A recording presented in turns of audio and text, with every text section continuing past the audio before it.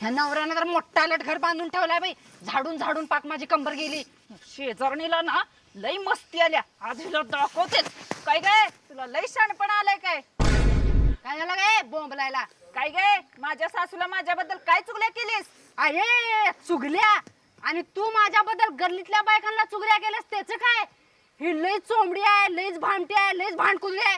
तू बोलली नाहीस का गल्लीतल्या बायकांना? बोलले की मग तू जे आहेस ना तेच सांगितलं.